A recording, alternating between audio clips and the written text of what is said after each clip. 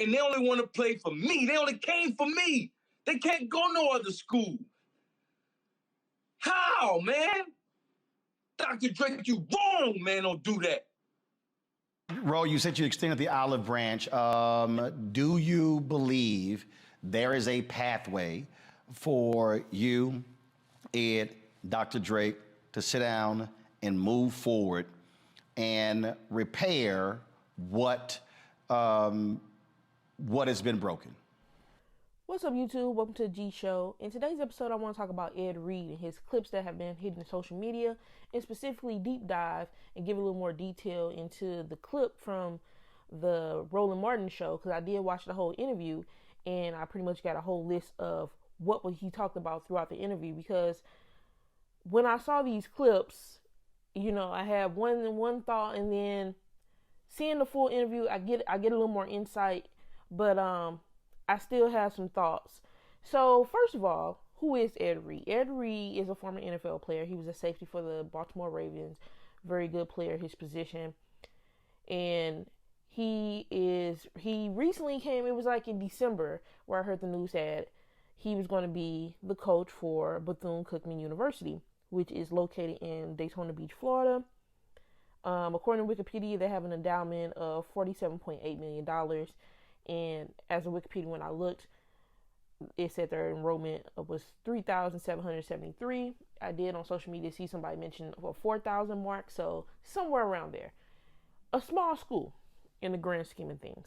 So I remember seeing a clip about him, the news coming about him, getting a head coaching job. And probably the only reason this probably popped up on my feed is because of course, with the Deion Sanders, the Jackson State University going to Colorado. So, that's probably, why this was, news, particularly because of what Deion did. So, it's been 3 clips that I've saw. So, I heard that news, and then it was several different clips. But before I start talking about the other clips, let me show you the last clip from the, Roland Martin show that made me say, I want to do a video and I want to talk about this, because at this point, this video that I'm about to show you, this was the 3rd video I saw, and then I was like, I need to look more into this, because what is going on? Because all 3 clips is like, what is going on? So let me show you the clip, and then I'll talk about the other clips, and then I'll talk about the full interview that this clip I'm about to show you, the Roland Martin, that this interview is from. So check out this clip. Have other HBCUs reached out to y'all? We've been in contact with other head coaches from HBCU. I turned down the Jackson State job to come here, Roland Martin. Jackson State Brown called me. Deion Sanders called me himself, man. Gave me everything that Ed is saying is accurate. There have been other offers before Bethune-Cookman in previous years from other Grambling. I'm sorry, bro. From other HBCUs, there's been opportunities for Ed to be a head coach at multiple colleges. This was an opportunity. The location, the campus, everything about Bethune-Cookman was extremely appealing, which led him to ultimately choosing this over the opportunity at other institutions. I came here, I was impressed. We hadn't seen everything, but just the lay of the land, the campus, the location and proximity to the beach. We thought this would be a great opportunity, especially being in Florida too. Okay, so now that you saw that clip, let me speak about the first 2 clips that happened before this. Now, I'm not going to show those in the video, but before, the first clip was a clip of him riding around in a golf cart, and he mentions that he's with the football team picking up trash. He's not even under contract, he should leave, and that these MFers didn't even clean his office. And this was a video that appeared to be posted to his Instagram Live. Now, I believe that was like a minute clip. I believe there is a 4-minute clip. I have not had a chance to view the 4-minute clip, but I did view the minute clip, and that's the one that was circulating around social media. Now, remember, when this clip came out, the sentiment that was going around was, how is he, coming in, talking about HBCUs, it was not good. It was not a positive look, because in the video, I guess I didn't see the full 4-minute video of the full live. So I guess they accused him of what he calls mucking the university's name, and he's saying he wasn't doing that, and that's why he was going off in that video. It had vulgar language in there. He was definitely amped up, definitely upset. Now, the second video that comes out, before that, okay, so after that video, then we get news that the school has essentially fired him because they were never under contract. It was just agreed in principle that he was going to become the coach. So now that, they have relieved him of his duties, there's another video that comes out where he's apparently talking to the football team. In this video, another minute clip, I have not saw a longer video of that. He mentions evil people that do not care about the kids like he do, and mentions that this video might get out because, Judas. So after seeing those two videos, I'm like, well, I'm not shocked that they have let you go. Look at, how you respond, how you're talking. Like, these are not things you want to see from a football coach, ideally. And then this was the third clip, the clip I just showed you. This was the clip I just saw, and I was like, I got to speak on this. I got to look some more into this and speak on this topic, because what is going on? Like, every video, he's just emotional, very emotional, angry, and I need to understand what is going on. And so this clip that I just showed you is from a Roland Martin interview, which is actually a 22-minute interview.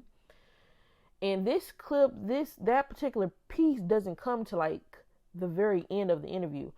So we're actually going to go through the interview, because it gave me a better insight. Because just looking at, if I would have just saw just those 3 social media clips, I was like, Ed is acting crazy. You can tell like he's very emotional. Maybe I shouldn't use the word crazy. Well, crazy, you know what I mean when I say crazy. But he was very emotional, all those, the temperament. These are not things I want to see in a head coach.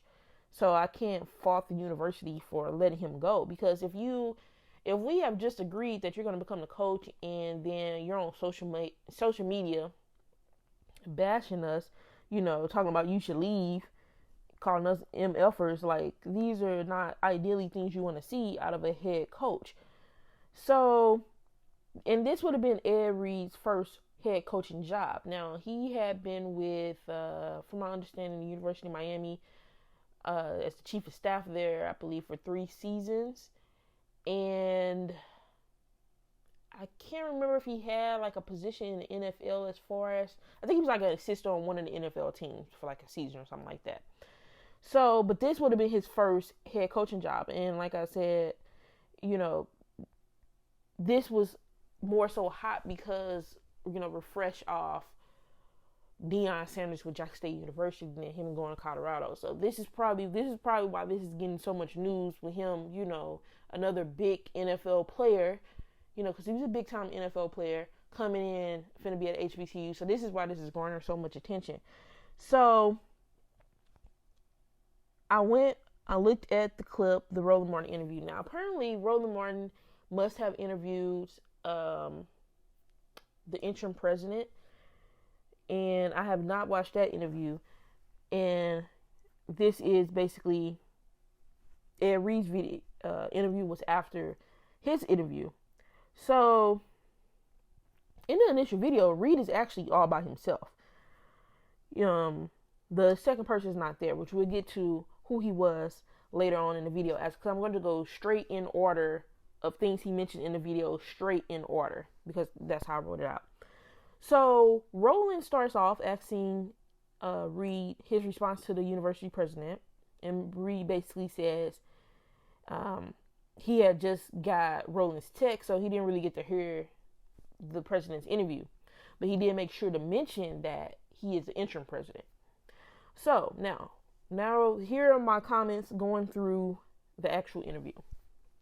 Reed mentions how he has recruited 3 students and how they are in school because they believe in him. And then he mentioned something about spending $2,400 of his own money, about 30 students being hosted. So apparently they hosted a banquet for them, and that's what he was speaking of.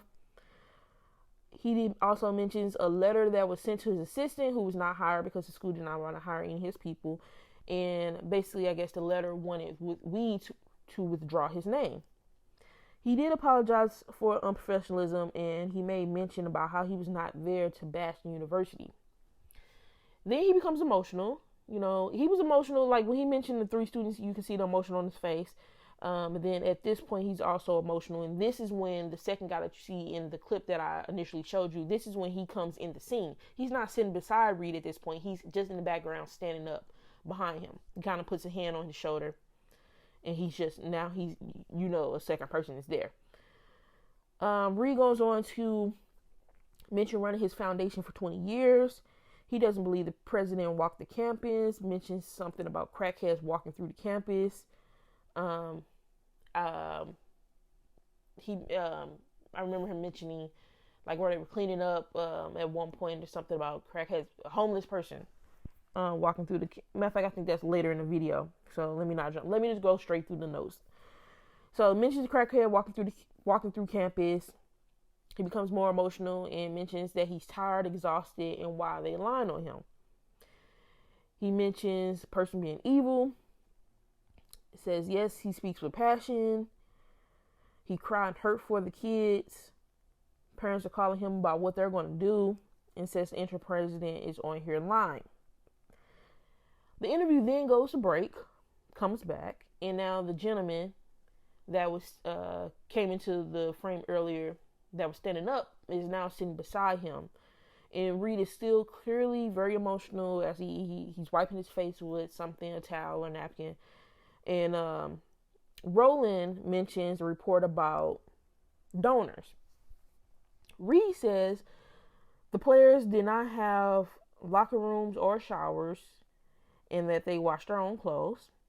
He mentions about Shaq FaceTiming him, basically telling him what you need. He mentions he had plenty more supported him. He also had mentioned somebody, a person that has their name on buildings, owns a bunch of restaurants, something like that. Also, you know, speak with him. What do you need? Says he had the support and that he just needed them to get out the way. He basically didn't want them to have anything to do with the football program. And then he mentions that this hurt and he can't believe this. He says he was wrong for the post and that his boy posted a second post with the music because that's the type of music they, as in the students, listen to. Now, when he made mention of his second clip, I wasn't sure exactly what second clip he was talking about the music over it. I have not saw that clip, so I'm not sure about that. But whatever, I don't know if I guess he must have caught heat about that because he then mentions speaking about the type of music that he listens to and how he respects his elders. And then this is when the second guy interjects himself into the conversation.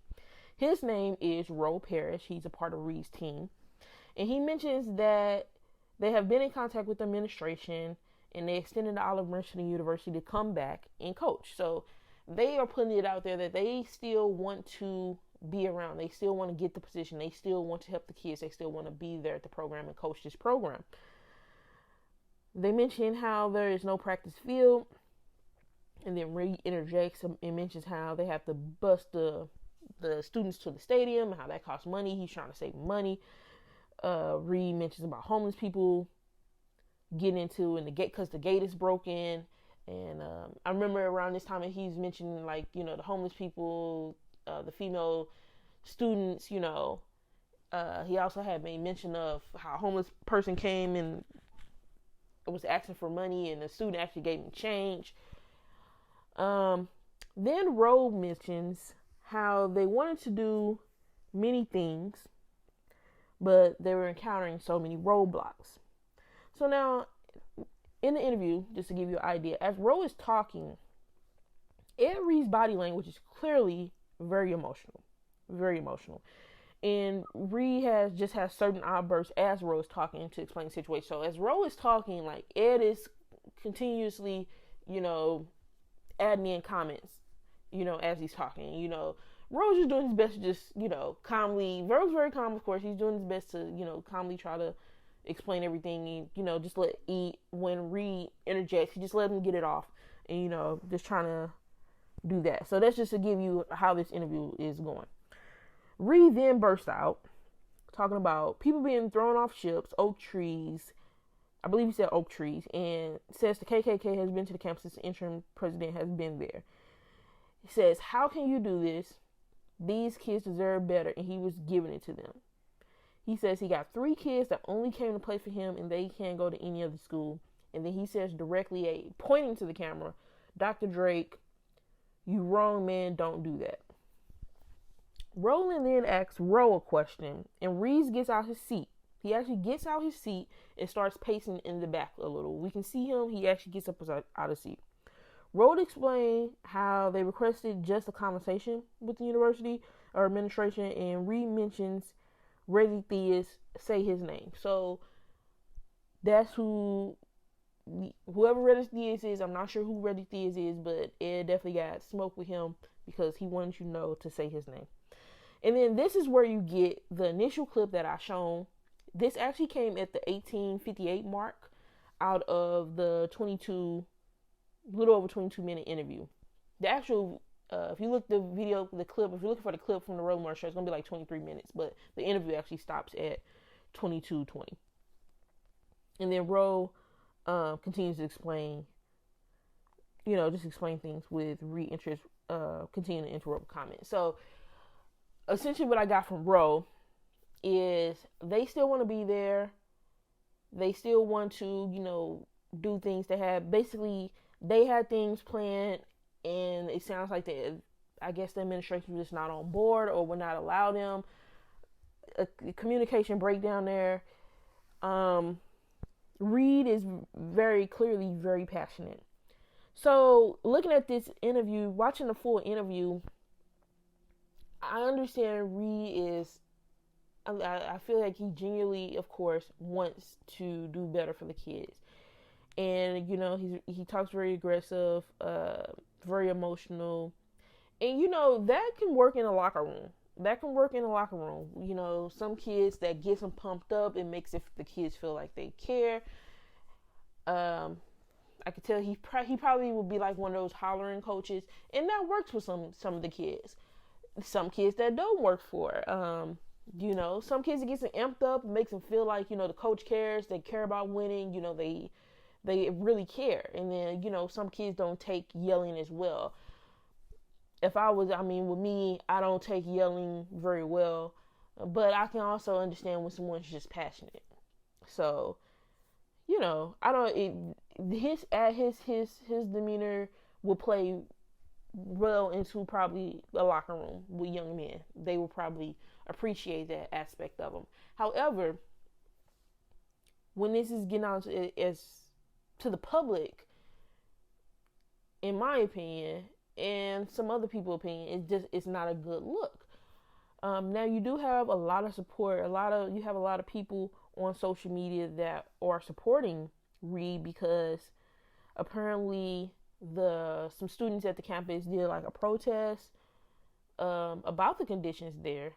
And I didn't even mention about the conditions. So I just mentioned strictly about Ed, but basically there's been bad conditions, accusations of bad conditions at the university of mold, rodents, roaches, things of that nature, things just not being clean, like dorm rooms and things of that nature. Apparently, like I said, I did not get a chance to watch the interview with the interim president. I might do a separate video on that one.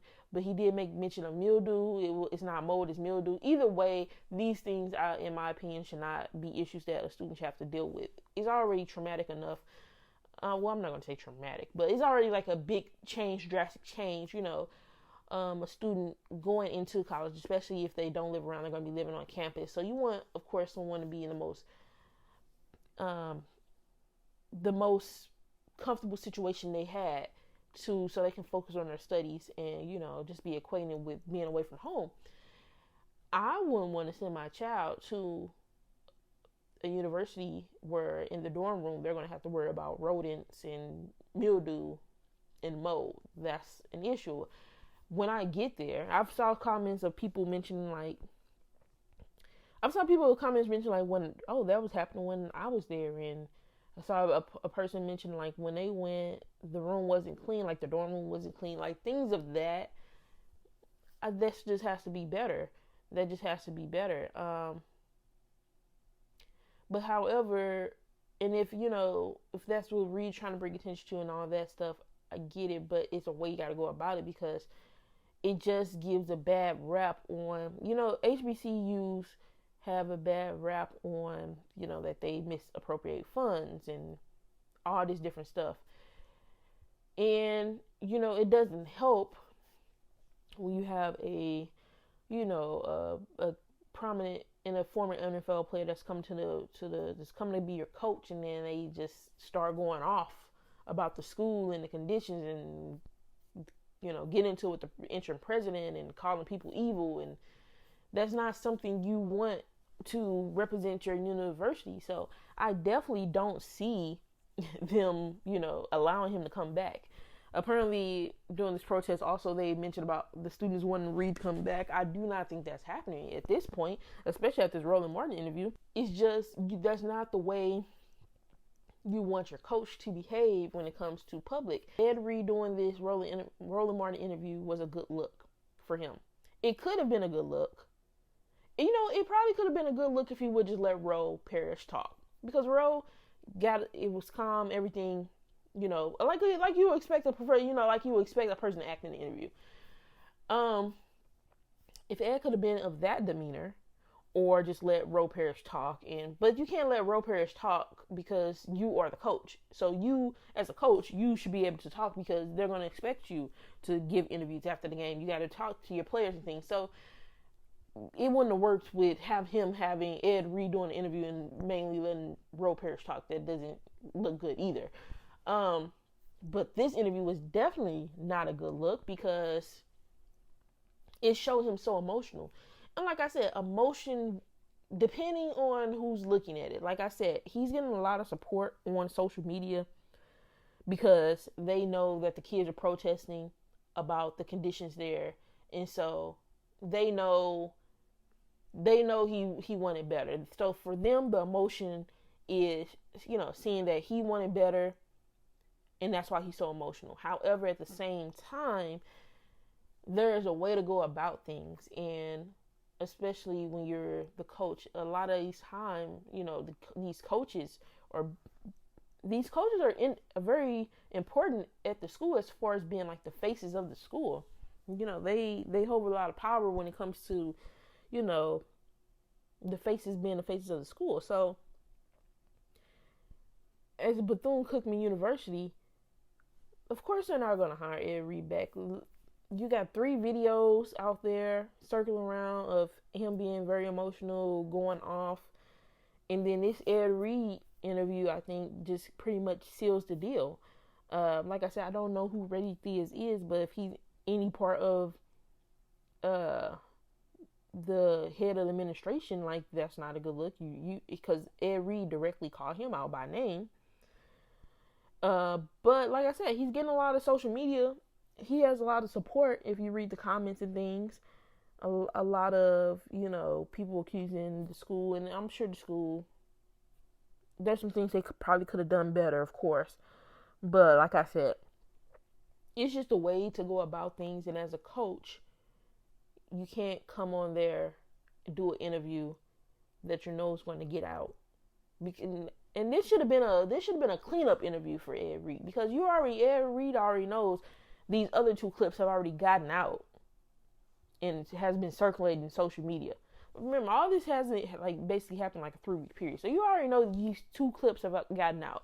So you should have came to the Ed Reed interview, ready to clear your name and just speak your piece, which I feel he did, but not well, because he was so emotional.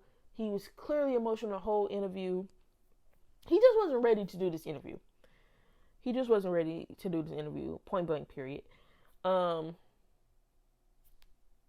don't know if Ed Reed will get another coaching job. I'm sure another HBCU might be willing to pick him up, but then again, I don't know, because like I said, HBCUs are, everyone knows HBCUs are not funded like, traditional PWI or whatever. They're very underfunded. So what if he goes to a situation and, something else is not to his liking? Is he going to go off like how he went off on Bethune, at the Bethune-Cookman University? So that's something that other schools are probably looking at. It's like, well, after seeing this interview, seeing these clips, seeing this particular interview and how he's responding to being let go, it's like, well, should we even try to take him on? Yeah, he's a great NFL player and everything like that. However, what if he comes across something at our campus that he doesn't like? Is he going to air us out on live? Is he going to post it on his live? And, and go off on the administration and go off on us? So now I think that hurts his chances of getting with another campus, because they just don't know. At this point, they're probably looking at it like Reed is a ticking time bomb. Because in this interview, it kind of looks like that. He's talking calmly, or Ro was talking calmly, and he just busts out with outbursts. And it was all, I wanted to hear everything. That's why I watched the whole interview. But if you're looking at that from another university as far as bringing him on as a head coach, I wouldn't do it, not at this time. So maybe I would say another year, couple years or something after he, you got to see some more clips of him calm. But I think another university just don't want to take the chance of, that liability of what if he don't like something, he outs us also. So that was my those are my comments on the Ed Reed situation, the social media clips that went viral, and particularly the Ed Martin interview. I'm definitely curious to see how this plays out if Reed does get another offer somewhere. If he does, it probably won't be a head coaching position. He might have to go as an assistant, and maybe that head coach position come, a year or two down the line. But I just think this Roland Martin interview was damning for him, and it didn't necessarily help his situation, considering the other two clips that he already had out there. I just don't think it helped the situation at all. So let me know your thoughts below. If you are you on Ed's? I don't want to say on Ed's side, because it's not about being on Ed's side. Of course, everyone wants the college students to have the best opportunity, and things should be good for them. They shouldn't have to worry about rodents and mold and just that type of stuff. That's a given. But I'm also curious, what do you think about the clips? What do you think about the social media clips that got out? And then what do you think about how Ed acted in this Roland Martin interview? I want to know. Seeing how he acted in this Roland Martin interview, if you were another HBCU or if you're another university, would you give Ed a coaching role at this moment, this year, within the next year? Seeing how he acted. What are your thoughts on how he acted in the interview? What are your thoughts on the situation? Subscribe if you haven't already. Check back later.